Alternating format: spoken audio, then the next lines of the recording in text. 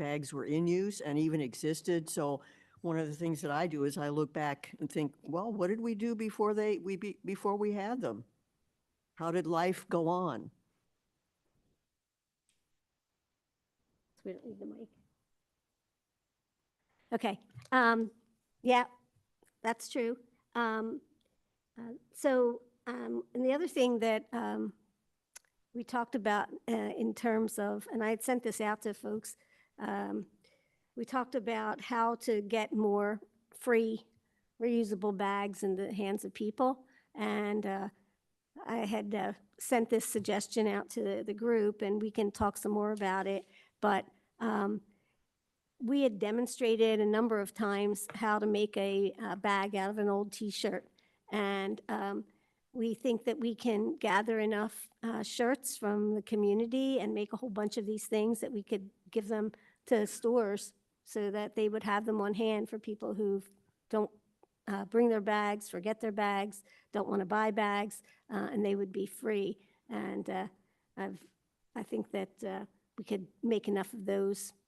Do we have any discussion about any of that? That's something that we can talk further about within our group, but.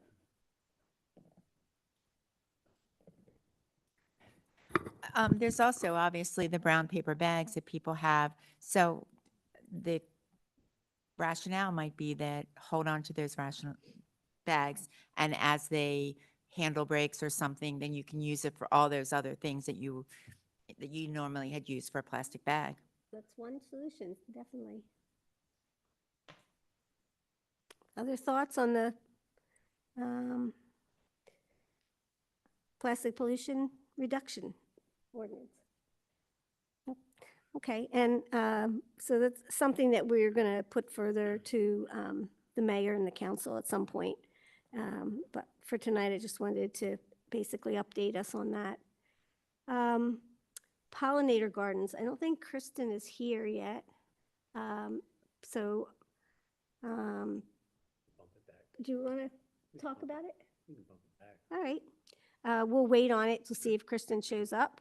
I want to talk about we had an opportunity. Lansdowne is putting in a grant to get a bunch of EV charging stations, and there was an opportunity for other municipalities to join. And Norm was our point person on that, and he indicated that as far as he knows, no one from Upper Darby was talked with the consultant who was planning this multi-municipal grant application for funding, but there will be other opportunities, so we can keep our ears and eyes open for those opportunities, and when they arise, we can put it forth again. Glass recycling, Stephen. Sure. Glass, as you know, is dense. It's one of the heaviest items to recycle, so hauling it is expensive. At the same time, it gets broken easily in the average recycling truck. Then those broken pieces become a problem to separate for recapture at recycling centers. As a result, we haul a heavy material to a recycling center, then are unable to recycle most of it. Only about 30% gets recycled. The PRC, that's the Pennsylvania Resource Council, provides a traveling glass bin, a TGB, if you will, for recycling glass. This TGB is a large dumpster into which glass may be dumped.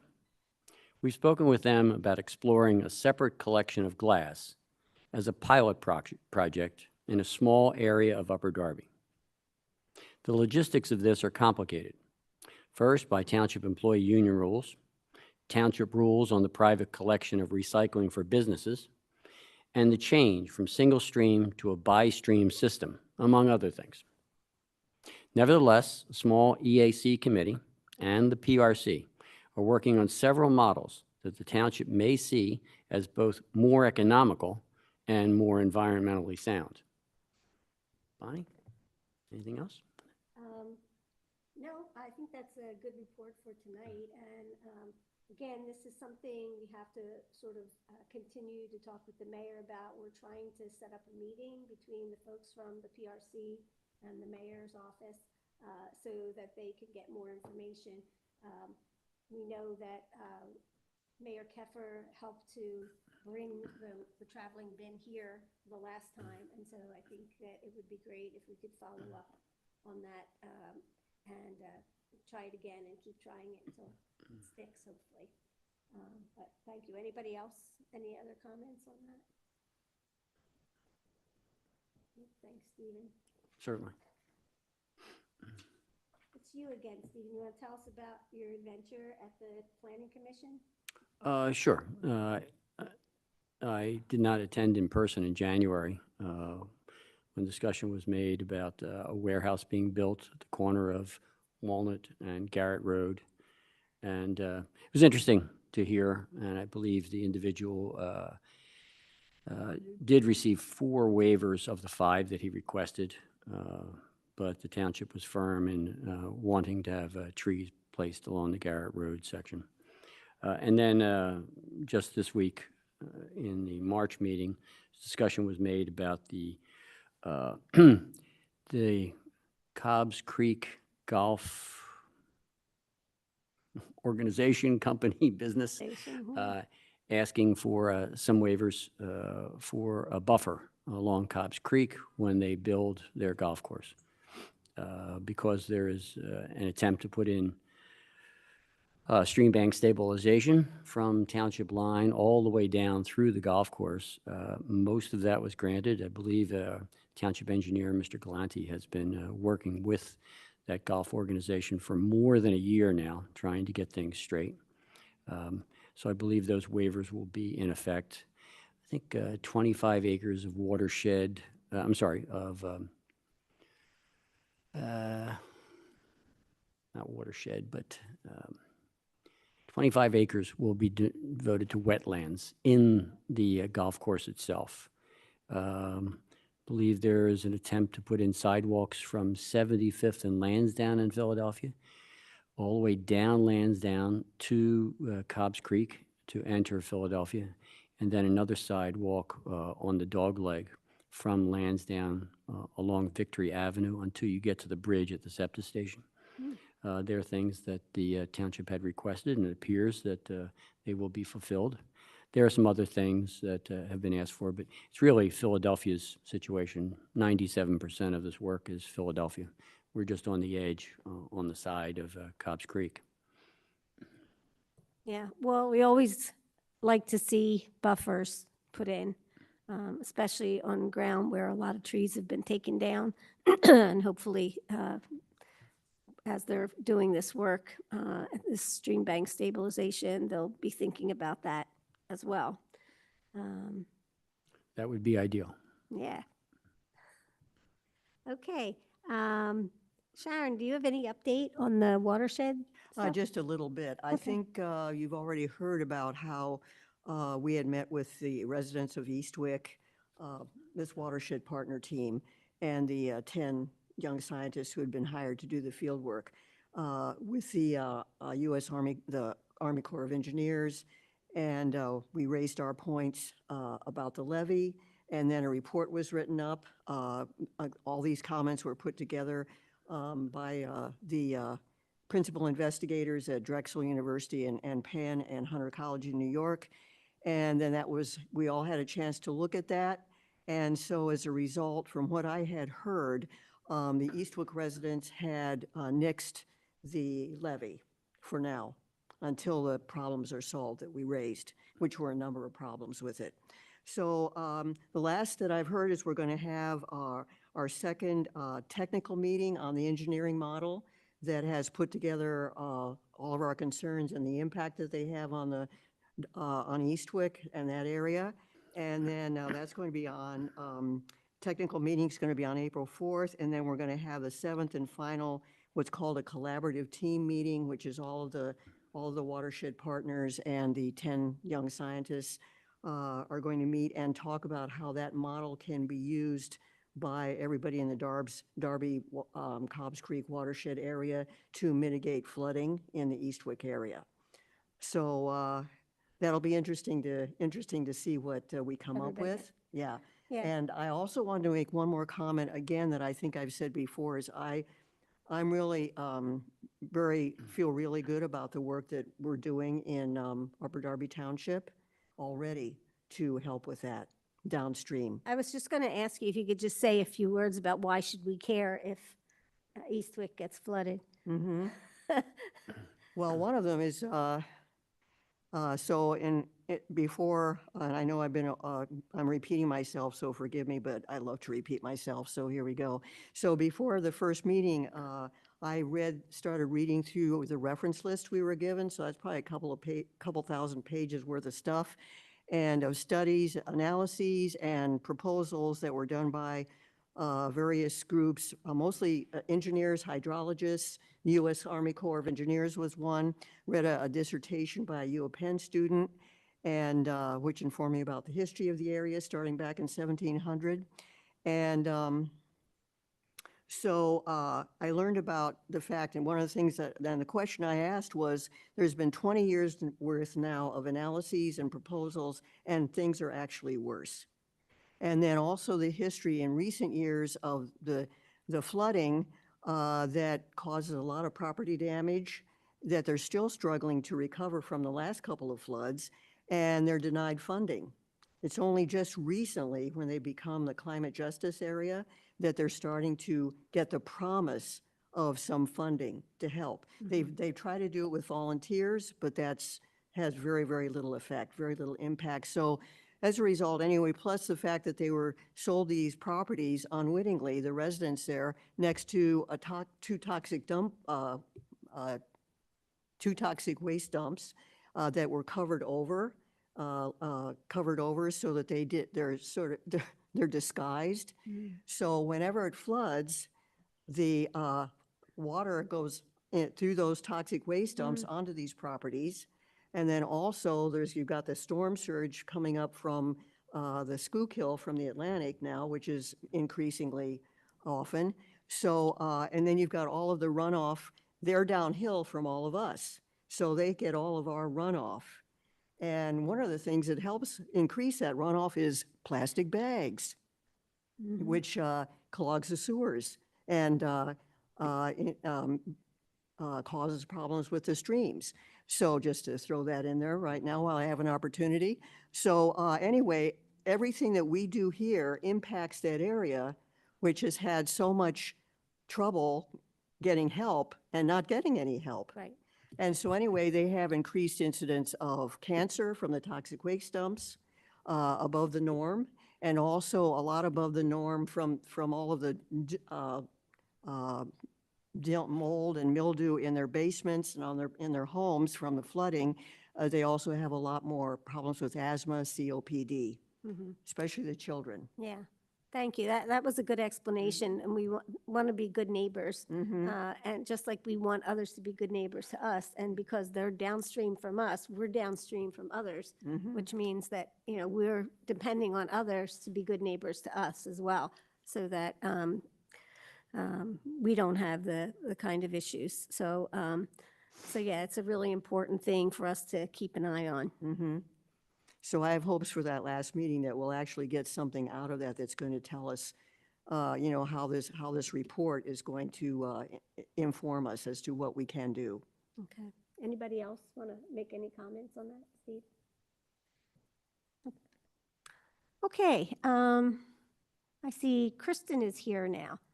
So, Kristen, I'm going to ask you to talk a little bit about two things. One, the pollinator gardens and an update on that, and then about the direct mail litter. Okay. Good evening, everybody. Sorry I couldn't be there in person, but it's good to see everybody. Yeah, so an update on the pollinator gardens. A few weeks ago, we were happy to put some seed down at Nailers Run along that sort of guardrail leading into the park. We successfully got all of the seed down and covered it up with the hay and everything. Again, we're also working on moving forward on some additional pollinator gardens at Gillespie Field as well. I think we're still deciding what some ideal locations might be there. My husband and I have gone down to Gillespie a few times now that the weather's getting nice. And I must say it is quite a popular place. Lots of kids, bikes, people pushing babies in strollers. Cool. I even saw a handicapped person who was happily rolling along the trail. So it was really encouraging to see so many community members and maybe even non-members coming in and taking advantage of that space. So that was really wonderful. The trees are doing great. Everything there is really starting to come together. So we might want to think about some quieter areas to put that pollinator garden now that I see the potential, visitor scope, a lot of kids running around on the fields and kicking soccer balls and things like that. So we might want to, rethink some of our original locations. And Bonnie, you'll have to forgive me. I'm not quite sure about the direct mail litter. The plastic bags with the coupons and stuff in them, and you contacted the company? I don't think that was me. I don't know if that was my. Yeah, they're throwing the I'm so sorry. Yes, I am so sorry. So what I did, I got a little bit of pushback when I did post it initially on the Upper Darby Community Forum. It seems as though there's a large percentage of people that do appreciate the circulars. So again, it was an opportunity to let people know that it didn't mean for those who wanted it, it was going to stop. It just meant for those who no longer were interested in that type of thing, that they could opt out of it. So it was about 50-50. I got a good response. I also posted it on the Upper Darby EAC Facebook page. So it seemed as though there was more of a consensus on that on the Upper Darby EAC page of people who wanted it to stop. So we posted the 1-800 number. And then there was also a link, which I had updated to the direct link because there was a little bit of it has redirecting you, and although you could get there with one more click, I updated that link so people could go directly to the site and opt out. So I personally have not gotten any to my residents in several weeks. I did take it upon myself to start a little cleanup initiative here in Westbrook Park. And I also thought of a potential idea as a committee. So I was getting a little bit discouraged about hand picking up trash. So I went on Amazon and I bought a couple of those long poles that have the grabbers on them. And I thought, in this effort to encourage residents to, keep their properties clean and maybe even pick up around them a little bit, maybe we could get some funding to buy some of those tools, and we could possibly have them available at the One Center if people wanted to start their own little community cleanup. They could come and, grab a couple of those for those efforts. I thought might be a nice thing to offer people. I know in these times of COVID and respiratory illnesses, sometimes people are just quite frankly reluctant to pick up trash that they don't know where it comes from. And I can't blame them. So I thought, well, what if we had, say, 100 or so of these, and we could do a little pilot program of sorts with some community residents who would be willing to say, hey, I got my grabber. Here's the bag of trash I picked up, and we could welcome them to post it on our website or our Facebook page rather. And spring is coming, and I would like to kind of put out some reminders to if you haven't done so already, now's a great time to get out and get some fresh air and do a little cleanup around your house and possibly your neighborhood. That's great. Thank you. I like that idea. If I could add something, after the April cleanups by the DCVA, a number of grabbers could be borrowed from them for extended period of time. Okay. Okay. Now I know We could also write a DCCD like mini grant and probably buy 100 or so of those grabbers and do what you're actually asking us to do. So that's definitely a grant that we could write. It's very simple to get, and I think it would be a great idea. And if, maybe even if I could find a place that manufactures them even somewhat locally, maybe Pennsylvania, New Jersey, or Delaware or something, the one I bought was like $9 on Amazon. So it It wasn't expensive at all, and it's pretty good quality. Maybe there'd be a way that somebody might want to donate them to our, to our EAC, with a little bit of digging. So it's just an idea that popped in my Okay. head, and actually it was quite fun. I got really good at it. I didn't mind picking up Thank you. trash at all with my little grabber. Thanks, Kristen. Peggy? What about the old fashioned sticks that had a point and to pick it up? Maybe something even, maybe having a little safe tutorial on how to make your own. Oh yeah. You know what I Yeah, you can mean? make your own. Bring them to the classroom, perhaps? No, but I'm thinking, how they used to do, where they used to pick it up with a sharp, Mhm. and then you could do it. So like a walking stick that doubled as a pickup by the sharpness. Mhm. Yeah. So I think I could did pick up. find for me Okay. personally, a lot of the stuff was so varied in sizes and shapes that the little grabber, like I was, bottle caps were huge, plastic bottle caps. There was hundreds of those. And, I needed something that was really, that could actually grab. I was surprised Grab. at how many full beer cans I was finding in the street under cars. So I felt that personally, I really needed something that could actually grab. But I Okay. love that idea, Peggy. That would be great just for just litter, paper litter and things like that. Yeah. Maybe we could do that at one of our, at Earth Day, we could find out if we could figure out how to make them. So, yeah, and we can definitely talk some more about this and what we'd like to do and when we would like to do it at our next non-public subcommittee meeting. So we can put that on the agenda for then.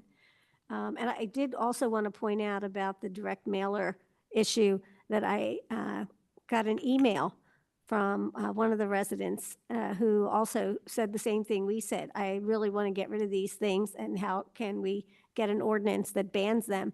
And he said he had heard that Lansdowne was actually putting an ordinance in to ban them. Oh, And I said that I would look into that, which I will do. But as you said, there are some people who like to get them. We don't want them to suffer because we think that it should be a different way. But on the other hand, we do have to continue to study this and think about this, because plastic litter in our streets and our waterways really does create hazards for our health and the environmental health. So it's a bigger picture issue as well. So I will do Great. some checking into what Lansdowne is doing, and for the meantime, we can keep putting out that number. I think I pinned that post on our Facebook page to the top, so that if people do want to call, it's there for them to see, and they can opt out of getting that. And I haven't seen any either. I've opted out, and I haven't seen any for the last month. So maybe it works. So we'll see. yeah, I do believe that it does. I haven't gotten any, but I was able to capture some pictures of the circulars in the plastic bags in the storm drains. I had gotten some pushback from some residents about the garbage part of it, and I posted the picture saying, this is really what we're most concerned about. Is it blocking the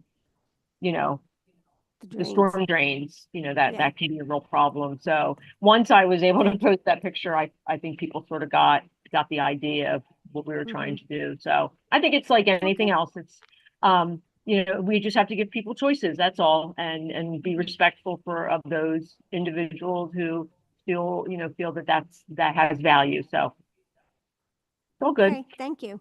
Thank you. Thank you. So the next thing, we had a meeting with the mayor in February, and it was a really great meeting. We were very encouraged by our new mayor's position in the environment, and he actually did show up for our pollinator garden planning, which we were really happy about. One of the things that we had asked the mayor was if we could have a liaison to the administration, so that when things come up, we have a direct person that we can contact and try to move things forward through the township. And we had suggested Rita LaRue, and we are very happy and excited that Rita is now going to be working as our liaison to the township. So maybe we can plan a little meeting with Rita to bring her up to speed about the things we talked to the mayor about and sort of prioritize what things we want to get working on first. So it was great. Thank you. New business, Earth Day. Do you want to talk about that, Stephen? What are we thinking? Well, sort of a last-minute thing we're trying to put together rather than a year-long project. And one of the things we thought about was a trails challenge. And I contacted Sean McIntosh, who had for years been running the Upper Darby Trails Group almost by himself. And he put together a trail network, and I put a packet in front of you if you are here in person. The rest of you will have to go online to what I sent to a few people. The first 7 pages of this are what are commonly known as the Darby Creek Trail, but they're all disjointed. They're not connected at all. They're pieces that need connections. And there is a possibility for several of these to be connected in the future. I'll go quickly through these if I can. The first one is what's called the Pilgrim Park. And on it, Haverford is at the top. And then there is a black line that separates Haverford from Upper Darby. That trail parallels the Darby Creek. On the other side of the creek is Springfield. That ends at Township Line. That's a dirt trail now, but it's used by utility trucks to go along the Joint Water Authority line. On the other side of that, page 2, is the Drexel Line Shopping Center. And there's a section that was just recently completed in October or November. That's in red there. And it extends back to the media trolley line at Drexel Line Shopping Center. And then it's disjointed again for about 75 yards until you get into the Drexelbrook properties. And that Drexelbrook properties is sort of in a maroon color, stretches almost 3/4 of a mile to Rosemont Avenue. Page 3 is what's sometimes called the Addingham Tract. That begins at Rosemont and travels along what was commonly called Nickel Plate Road by the fire company and goes past what is used to be called the Nickel Plate Road House or the Addingham Tract area, and will extend down to what will be the new bridge for which there is some funding, but not enough to build it yet. That's at number 3 if you look at it. Page 4 is what's sometimes called the Swedish Cabin Trail. We like to call it the Gillespie Park Trail. And you can see on there from 2 to the next 2, there are 2 black lines which represent bridges. The second one on the right is already built. That line in blue goes right through Gillespie Park, crossing the bridge. On the other side, there's a dirt trail in orange.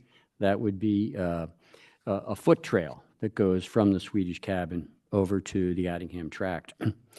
There's also some other information there. 500 yards of asphalt trail completed in the summer of 2023.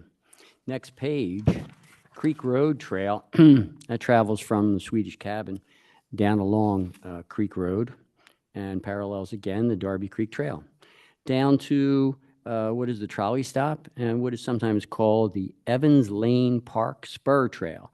There's a little brook there, which is sometimes called Evans Spur Creek, and it's a dirt trail that goes up there, but some people prefer that rather than asphalt trail. Next page, page 6, the Kent Park Trail.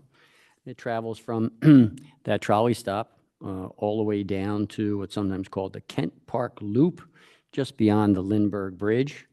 And there's a proposal from the county. This is county land. So there's a proposal from the county to build a trail through the trees that would take you either up to Vermont Road or across the bridge and on the other side of the creek down past where the old Kmart was. There's now a Lidl and a dollar store, et cetera, to get you all the way down to Baltimore Pike. And then the next area is actually in Lansdowne, so I won't speak much about it. It's along Scottdale Road. You might be familiar with that. And then it would cross at Hilldale, and then it becomes back into Upper Darby's territory again. And we call this the Penn Pines Trail. and leads along Hilldale down to Providence Avenue, Providence Road, crosses Providence at the Penn Pines Park there, and then would extend almost down to Darby, past the Little Flower Mansion, et cetera. So that's all for the Darby Creek Trail. Then the last couple are the Nailers Run Trail North. This extends from Township Line and goes along the old Newtown Square branch rail line. We're calling it the Nailers Run Trail, even though it's a little far away from the creek, and comes down to Cedar Avenue right near the Acme, back through a couple streets, through residences, and then we'll pick up just before it gets into Nailers Run Park along, what's the name of that road? I can't remember the name of that road. Bill lives up there. I forget the name of it. Beverly? No. Hill something or other. Anyway, it's up there right behind the back of the park. Then Nailers Run Park Trail itself goes a back way into the park and comes down onto the onto the Newtown Square branch line again. Then there are a couple different ways you can get through the park, and we'll exit from the park at Garrett Road. The Beverly Hills Trail, if you cross Garrett Road, there is a utility road that goes from Garrett over to Marshall. And about 2/3 of the way across, there's also a utility road that goes down to a cleanout, so that before the Nailers Run goes underground, things can be cleaned up so waste matter doesn't get in the tunnel underground. And that will extend all the way to another part of the Newtown Square Branch Railroad. It's along 3 there, might see it there. It's a 500-yard stretch. We had applied for a grant to build an asphalt trail here, but I was told today that we did not win that grant, but we're applying for another one soon. Last couple here are the Cardington branch line, which was completed late this summer. It's been asphalted, but we need to sort of pretty it up. It doesn't have much vegetation on either side. Looks a little bit forlorn, but it is an access for a lot of people to get either to school or to some grocery stores. We've seen a number of people there who have been using carts to take materials that they have purchased back and forth. A number of people the people we've talked to seem to be very pleased with what they see there. But there's a lot more we can do. And the last one is the Cobbs Creek Environmental Center Trail. The section of this trail that I mentioned, the Cardington branch line, used to go through an alleyway between Guilford and Ruskin lanes down to the 69th Street Recreation area, and then would go behind the Watkins Center over to Cobbs Creek. You might be able to see part of this on this line from Long Lane. From Long Lane, there is an orange band that takes you down behind those alleys and then exit at Walnut Park Drive across Church Lane, and then goes into Philadelphia and their environmental center. The last one is the Muckinapattis Trail. And you may or may not be familiar with the Muckinapattis. The Muckinapattis is a small creek that rises just above Baltimore Pike, goes behind the Putt-Putt Golf, and down past the Penn Pines Elementary, not Penn Pines, the Primos Elementary School, and then continues all the way down to the Darby Creek at the Morton House, I believe it is. Our idea was that we would try to stimulate the public to try 1, 2, 3, or as many trails as they wanted to, and they could either walk, roll, or bike any number of these. We've come up with several ideas.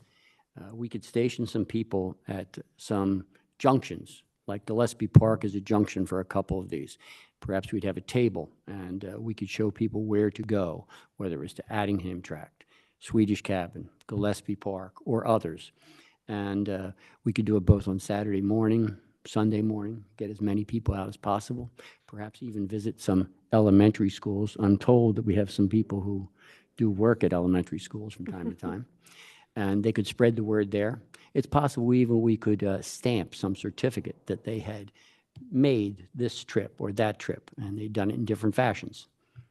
So, Yeah, thank you, Stephen. That's great. And we had talked about at our tree tenders meeting of joining with the EAC in putting this together, like we did the project that we did last Earth Day. And so we'd like to get a meeting together so we can flesh it out and see how we want to do it and what we want to do. So if anybody wants to work with the group from the tree tenders, you should let me know that you want to do that, and then we'll get a meeting together and get our ideas down. We decided that we don't want to do it on Earth Day weekend, which is the 20th, 21st, 20, and 22nd is on Monday, which is the official Earth Day, because so many things are happening that day. And, you know, it was a real stretch last year to get everything in, and we wanted to get a better crowd to come out. And if you do it on a day when there are so many activities that people can be part of, then you're going to get less people coming to your individual thing. So we're going to try, hopefully do this on the Saturday and Sunday after Arbor Day. Arbor Day is the 27th of April. And so we thought the 28th and the 29th of that weekend that we can sort of plan to do something, whatever it is we completely come up with. But obviously, we have a wealth of places for people to visit, and probably not very many people know that Upper Darby has so many wonderful opportunities for hiking trails or biking trails or riding on trails. And in addition to talking about the tree tenders' work, I mean, Gillespie Park, Swedish Cabin are ideal places to mention. We even have a high school student this week who plans on doing a planting of 35 shrubs and trees at the southern end of the Gillespie Park at that retention basin. So it'll be one more thing that's been planted down there that we can mention. Many of the plants, you can see new growth on them. Pussy willows are already out down there. There were half a dozen that are in Gillespie and a couple more at the Swedish Cabin, and quite a few other trees that are distinctive, and you can see their new growth. That's great. And she's not going to plant all those trees by herself. So she's doing a service project, and she's going to bring 10 of her or 9 of her classmates out to Gillespie, and we'll do the service project there. So I think that'll be really a great opportunity for them and for us as well. Anything else on that for now? Again, we'll have a time when we can start planning this soon with the tree tenders. And the trails folks, obviously, since it's all about trails. So we got a nice coalition going there for us. So I wanted to bring up, we've been talking to the Pennsylvania Resource Council about doing a composting workshop right here in Upper Darby, and they have funds to give away backyard composters. And so we want to be a part of that. And what we'd like to pick a date, I suggested to Carol, who is our liaison to PRC, probably May. So if you can email me after tonight, and please do it as soon as possible, the date in May, a couple dates in May that you think would be good. I don't know, usually they do these like on weeknights, is that correct? Like when they do the rain garden stuff, do they do it during the weekend? That's a mix. Some at night, some during the day. Okay, Not so we can too- give her a number of different dates, some in the evening and some, and they need a place like the library would be good because they have a little trailer that they have all of their things in, or even the one center, if we can reserve the one center and then have a place in the parking lot or in front in the garage area where they could have the trailer with the different things so that when people leave, they can pick up their compost bins and take them with them. I think it's going to be great. It's a wonderful opportunity, and these are really great partners, the people from the PRC, and have a lot of other things that they would be willing to work with us on. So please let me know what dates are good for you as soon as possible, and then I will send Carol and Diana an email with the proposed dates in May. So I did, some folks from the Eastern Delaware County Stormwater Collaborative and the Lower Merion Conservancy are putting in a grant for community gardens for wildlife and food security. And they asked for a letter of support from the EAC. And I wanted to see if somebody would make a motion that we write a letter of support for that grant. The grant is to this project will connect the increasing need in our region to generate urban agriculture to sustain local food sheds, connecting individuals in the larger community to nature while establishing habitat through mini meadow installations near and around new urban agriculture to sustain food production, introduce lawn species, provide better water quality management, and sustain higher pollinator and bird habitat in the region. So it's a combination of veggie gardens and pollinator gardens working together for food and habitat. Can I get a motion to write a letter for this grant? I so moved. So moved. I'll second it. Okay, all in favor? Aye. Folks online? Anybody Aye. opposed? Aye. Sorry, aye. Yes, aye. Mhm. Aye, aye. Okay. Aye, aye. Aye. The ayes have it. All right, then we will write a letter of support for this project. Stephen, bamboo. What about bamboo? Well, bamboo has a lot to be said for itself. It's a very distinctive plant. Comes in a couple of many varieties, some of which are the clump type, which can be placed in the ground and will grow very nicely there, but don't send out roots, or what I should say is rhizomes, to spread very much. The other type, which represents about other types, which represent about 70% of bamboo, send out rhizomes and it quickly spreads. And many communities have put out ordinances to prevent it from spreading into neighbors' areas or across sidewalks or to any other place where it might block vision from people who are either walking, bicycling, or driving. And there are several places in my neighborhood, I live in the Bywood section, where people have put in bamboo, and it may provide shelter for them.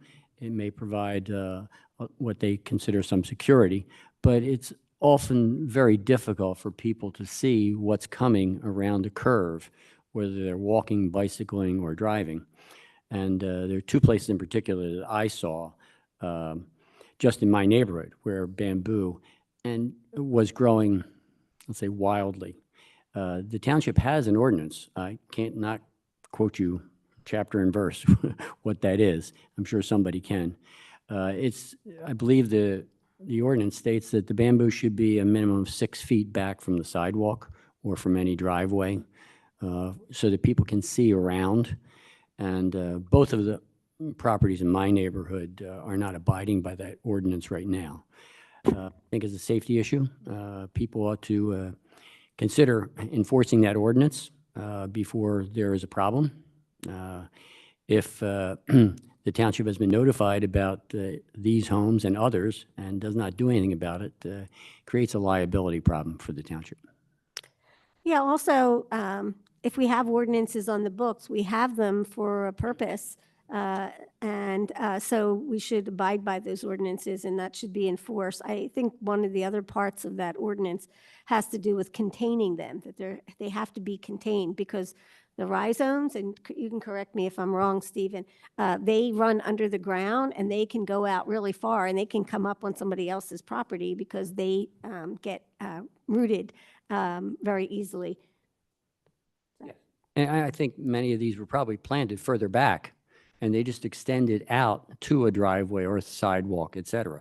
And that's where the problem lies. Yeah. Then it's very difficult to eradicate it. Mm-hmm. Yeah. So they're invasive species, and we recommend that people don't plant them, and if they do plant them, they should abide by the ordinances of the township. Any other discussion on that?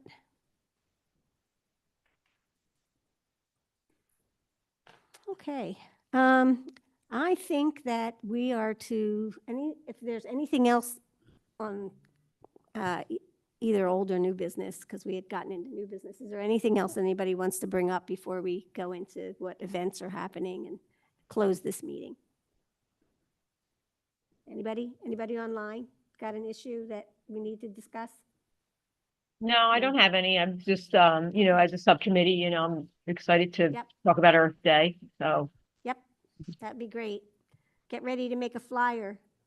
yep. I'm gonna make an Earth Day costume this year. Okay. Giant globe. All right.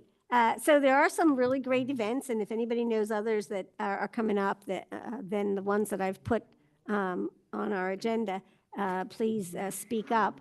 So we have a couple residents in Upper Darby, Jamie Watts and Lynn Rabchek, who are part of the Bird Club of Delaware County, and they're hosting at least 4 bird walks through Upper Darby parks.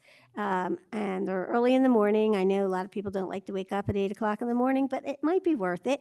8 o'clock. If you go to our webpage, not our webpage, on our Facebook page, you can find the post that tells you all the dates. I think the first one is March 24th, but you can see the other dates on our Facebook page. April, DCVA, Darby Creek Valley Association, has their cleanup every year.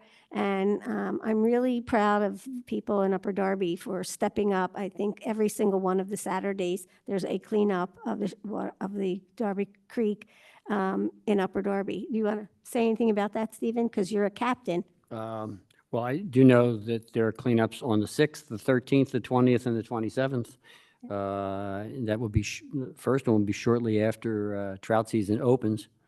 I'm pretty sure that the former mayor is doing one at Addingham on the 6th. And I think that Ray King is doing one on the 13th, Swedish Cabin. I'm going to be at Gillespie Park on the 20th. And I'm not sure, somebody said Kent Peter Park? Leahy is Okay. doing. All right, the fourth. at Nailers Run. Yes, at Okay. Nailers Run. And somebody else on the 27th, but I'm not sure where. Mm-hmm. Okay. And, by spreading it out like this, as they have the last couple of years, many people will go to more than one. They'll go to 2 or 3 because they know what happens at Gillespie, affects the Swedish Cabin, affects Kent Park, et cetera, et cetera. Yeah, so that's great. And I was going to suggest that we host one of these cleanups, but it looks like we have every Saturday covered by other people, so I don't want to sort of spread us thin. We'll have to think about it next year, but I think we're well represented in the folks who are out there captaining these cleanups. If you want to know more about that, you can just go to the dcva.org watershed cleanups, and you can find out more information. May 18th, the tree tenders are holding what's called Shibori in the park from 11 to 3, and this is a natural dyeing with indigo dye. We had this last year. It was really well received, and people want to do it again, so the tree tenders will do it again. It is a fundraiser to purchase trees for residents in Upper Darby, so. They should bring their raw material, their Yeah, T-shirts yeah, or jeans or whatever else. Yeah, it should be cotton, and I'll have a flyer that we'll put out, and we'll put on our EAC Facebook page as well as the Tree Tenders page for that. What- And that's May 18th. But And watershed, and ahead. certain grandchild of mine I think she only dyed about 6 different things that day. It was amazing last to year, hear. it was great. It was really great. It's really a community builder, and lots of different people came out, and it was really fun.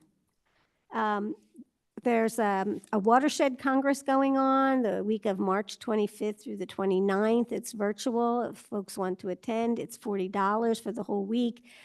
And like I said, it's virtual, and it's hosted by the Delaware Riverkeeper Network. And it's all about the stuff that Sharon talked about and how we protect our watershed. And it's really important for people to learn about that and why it's important for our health and the health of the community.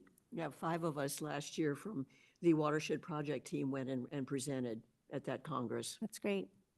That's great. Any other events that folks know are coming up that you want to talk about? Anything else? Rita? I do know that I believe Councilwoman Blackwell has a couple of cleanups, and I meant to grab the article that it stated, but I didn't. Yeah. So maybe we can post it. Yeah. I know both in the 7th district and in Stonehurst Hills, I know they have cleanups with their community association.